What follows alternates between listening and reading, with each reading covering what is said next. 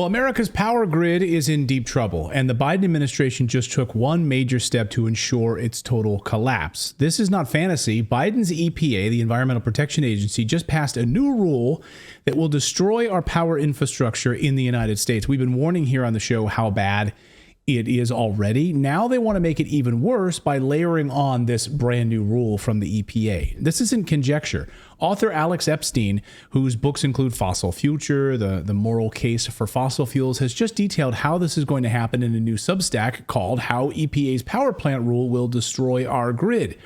So in it, he writes, EPA's rule is literally the single greatest threat to our grid in the history of electricity, since it would ban up to 1/6 of our reliable power and prevent replacements amid an electricity crisis. So what exactly is going on here? Well, here's what the EPA just issued, and it's a new carbon pollution standard update, and it will affect all of us.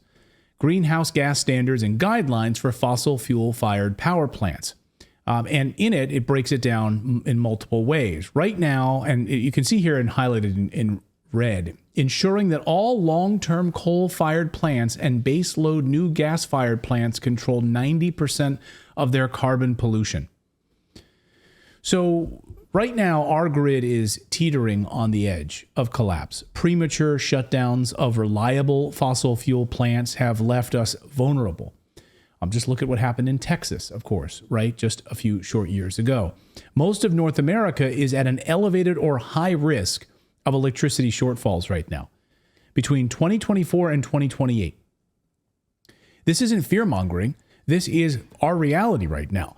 And now with millions of illegal immigrants now admitted to the population of the United States who are using our power for free. Right? I mean, we had J.G. Carroll on the show yesterday. He pointed out it's not 30 million. It's upwards of 43 million illegal immigrants now in the United States, thanks to the Biden administration. Where are we going to get this extra power during the summer months and into the winter to handle this massive influx of illegal immigrants using power, to charge all their free cell phones, to run all those air conditioning units? We can't handle it. And as the NERC writes in their new report, Program Areas and Departments and Event Performance Analysis. This is the North American Electric Reliability Corporation published their event analysis for the summer. Newsflash, it's not good. I was going through the report this morning, and it's eye-opening. Their predictions, just take a look at some of their predictions here on where these areas, and this is North America, so not just in the U.S., you see Canada, of course, areas that are going to be inundated with power demands, surging load growth in these particular areas. Do you recognize any of these areas where they could be seeing a surge in usage? Like we just covered yesterday with the Midwest and the amount of people that are, of course, being ferreted by by buses, illegal immigrants that are coming across the border and then taken to these different locations. Unbelievable, huge load. So a grid collapse would be perfect right before an election. So the Biden administration is about to release 1 million barrels of gasoline. This happened this week. We learned this week that the Biden administration, worried about re-election, is completely emptying our oil reserves in the Northeast, he announced on Tuesday, trying to lower gas prices as summer driving season heats up. Biden has already completed his plan to completely deplete the strategic oil reserves, which are meant in case of a war, right? And he hasn't been able to fill it back up because the prices are so much higher. They haven't been able to do that. Remember, he promised us we would deplete the strategic oil reserves, give you lower gas prices. And then what we'll do is he promised this. These are his words. We will refill it at a savings to taxpayers. Those were his words. And so he started this process before the midterm elections back in 2022 in order to help Democrats win. And he's going to do it right again right now so he can win his own election. Do you think this is politically motivated? Well, he was asked this question the last time he did it, back in 2022. Listen. What is your response to Republicans who say you are only doing this SPR release to help Democrats in the midterms? Where have they been the last 4 months? That's my response. Is it politically motivated, sir? No, it's not. 3 weeks before the midterms. Look, it makes sense. I've been doing this for how long now? It's not politically motivated at all. It's motivated to make sure that I continue to push on what I've been pushing on. And that is making sure there's enough oil that's being pumped by the companies so that we have the ability to be able to produce enough gas that we need here at home, oil we need here at home. and at the same time, keep moving in the direction of providing for alternative energy. That's what I've been doing. Now, the problem is these guys are asleep. I don't know where they've been. And they seem, the price at the pump should reflect what the price of a barrel of oil costs. And it's not going down consistently. Yeah. Gosh, he seems like a different person. That's 2 years ago. Yeah. Isn't that crazy? In just 2 years. So I have a bit of a math question on that. So if the strategic oil reserve is filled at one price of the oil when it was presumably much lower, they fill those reserves. Now they release it now, sell it at a much inflated price, then buy at the inflated price to refill the reserves. How are prices ever going to go down when doing that? It sounds like a double profit deal for oil companies. It's curious. Well, it's Washington math. So it's not math that you're used to or accustomed to, right? It's a totally different kind of math. Right.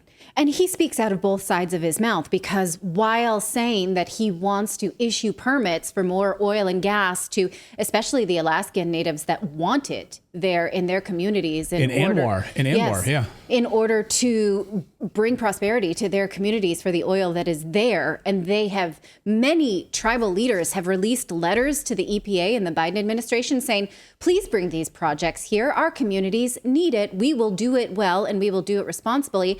And it will help the economy overall, because rising tide floats all boats. And he has said he would do it, but when that gets caught up in litigation by environmentalists, he doesn't fight them because he's spineless and speaking out of both sides of his mouth like a career politician. Yeah, exactly. And you're right about Alaska. I mean, they absolutely want it. They voted overwhelmingly for it in the Alaska National Wildlife Reserve and other spots.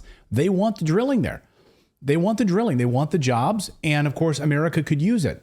But of course, we've farmed all of this out, and we've totally reduced the amount of production in the United States. We'd like to pretend that we're not getting it indirectly from Russia, right, or China, or anyone who we like to say on paper we hate. And so we, as my grandmother would put it, go around our elbow to get to our ass when we could have, just scratched our ass directly. Right, Grandma? Right. God rest her soul. Yes, Grandma. Leave it to Grandma to give us the colorful language. Well, and if the grid crisis wasn't enough, EV demand and AI demand are off the charts right now, going to make things far worse. So, and you would think, right, the demand for electricity is about to skyrocket, and that's the case. So why?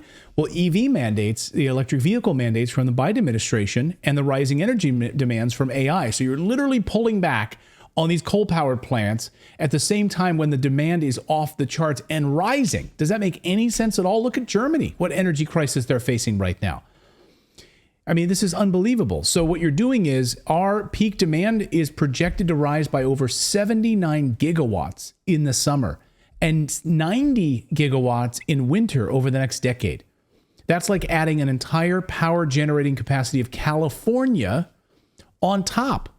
We're talking about a massive artificial demand that our already struggling grid can't handle. So EVs and AI and all of the massive computing power associated with artificial intelligence right now.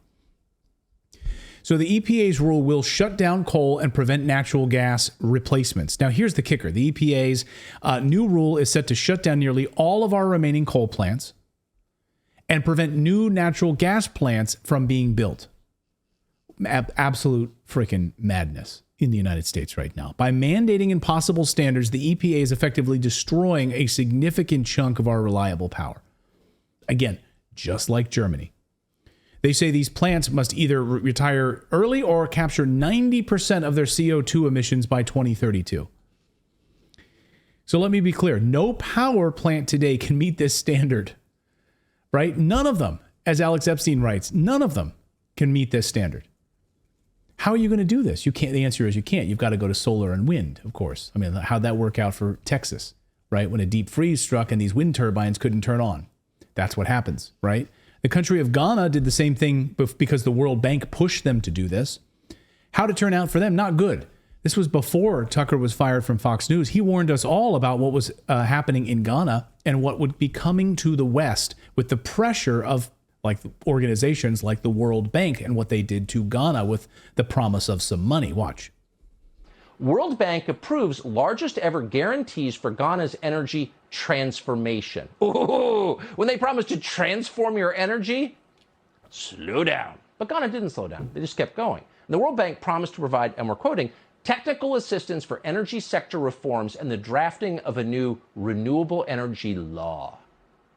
So in return for all this help, Ghana agreed to limit its carbon emissions. And then they entered the Paris Climate Agreement. Oh, how virtuous. What happened next? This is the part you don't read that much about. Last year, Ghana experienced a complete shutdown of its national power supply. Oh, no more electricity. No emissions because we have no electricity. And blackouts have continued since then. Just yesterday, a news source in Ghana reported that, quote, residents in parts of the Ashanti region who have been hit with power cuts are without water as well. Because it turns out you need electricity to provide water, also to grow food. Now, this is not a small thing. The Ashanti region has millions of people living in it. They're all now living in the Stone Age. So they're back in the Stone Age, which is about to happen to the United States if we continue down this reckless path. Unreliable solar and wind can't make up the difference, right? As we know, solar and wind are great when the sun shines and when the wind blows, but guess what? They're unreliable and they can't provide the consistent power that we need. Texas, again, 2021, the disaster, we covered it here on the show, shows exactly what happens when you rely too much on these sources without adequate backup. And of course, the EPA's new rule, the only replacements for coal and natural gas would be these unreliable sources. Again, solar and wind are great in small supplemental pieces, but this isn't when it's the crux of your power supply, you're screwed. Which explains now why we were trying to connect an energy company to our new studio that we're building. And the power company said, hey, we'll give you a monthly credit on your bill if you allow us to install a device in this place, in this office space, and we will just turn it off for about 15 minutes throughout the summer at intervals in order to save power. And I said, wait a minute, you come and you put a device and then you can turn off the power whenever the heck you want to, and then I get a credit on my bill? And they're like, yeah. And I was like, you can F off. That's absolutely no.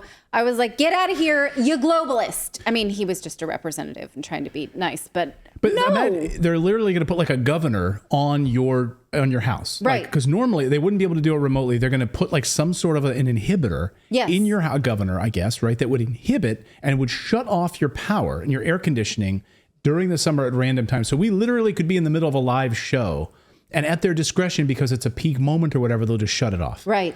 Instead of building... I was like, my husband will freak out if I agree to that. That would be, he will turn into the Incredible Hulk. If I'm sitting here, I'm like, we have no power, honey. Do you know like what's going on? I let them do that. Oh yeah, I let them do that for a $30 credit on our bill. You what?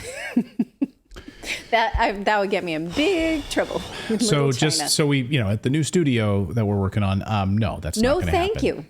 So yeah, it's not adequate. And the EPA's new rule now would only allow these replacements for coal and natural gas that would be these unreliable sources like solar and wind. It's ridiculous. And our future is at stake. Now, as Alex Epstein writes, the EPA's rule, if not stopped, will force the retirement of a substantial portion of our entire coal fleet right now, which provides about 16% of our electricity. And it's not just coal. The rule makes it nearly impossible to build new natural gas plants. Without reliable replacements, our grid is going to crumble. And now with this massive influx of population, massive illegal immigration in the United States, and companies needing unbelievable power for artificial intelligence, AI, Microsoft, Google, and they're building all of these massive data centers that require this power. AI computing, it takes one solar flare, by the way, just one solar flare to bring it all down. As we saw just 2 weeks ago, remember that all of the concern about that massive GMP, the massive solar flare is going to wipe out and take care of the grid. Starlink satellites were complaining about all sorts of pressure and on their network and everything else. Companies complaining about these solar flares, right? All it takes is one massive one to do it. Dennis Quaid was on Tucker's show recently, talked about how there's a 100% probability that this will happen. There is a 100% probability that our sun generating what they call a GMD, which is a solar storm, that hits our Earth and the magnetic field that we have around the Earth and can fry everything that is electric, which happened in, I think it was 1859. And at that time, basically, we had telegraph lines, that, as far as electricity goes. And it fried our entire telegraph system that was set up, had to be replaced. And the entire thing? The entire thing. And so imagine what that would do now. So this does suggest, I mean, our country's population is clustered in cities. Yeah. Those probably aren't going to fare as well. No. It'd be easier to live in the country, of course, and people who live in the country would probably have better ideas, better knowledge of how to survive after an event like this. It would cure the AI problem pretty quick, though, right? You'd have no AI within like Yeah, exactly. But you wonder, there's all these, I mean, a huge part of the American economy is based on digital commerce, digital innovation. I mean, this is being... Right.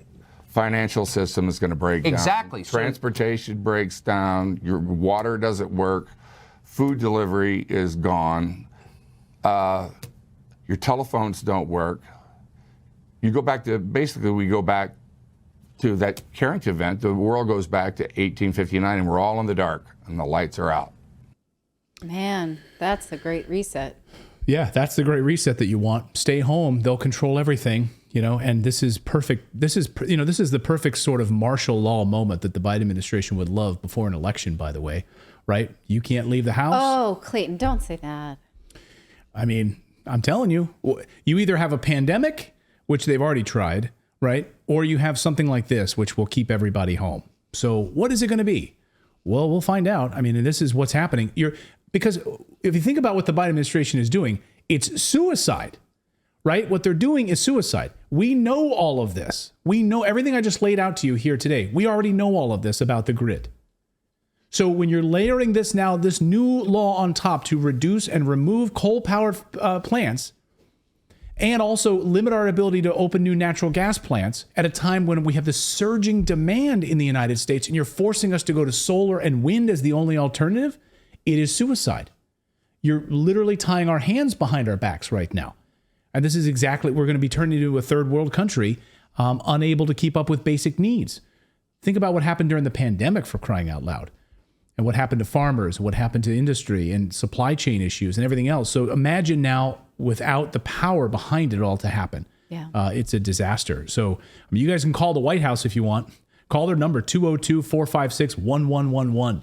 And tell them absolutely to repeal this rule at the EPA. I would love all of our audience right now to get on the phone and call those clowns and tell them to stop this insane rule right now.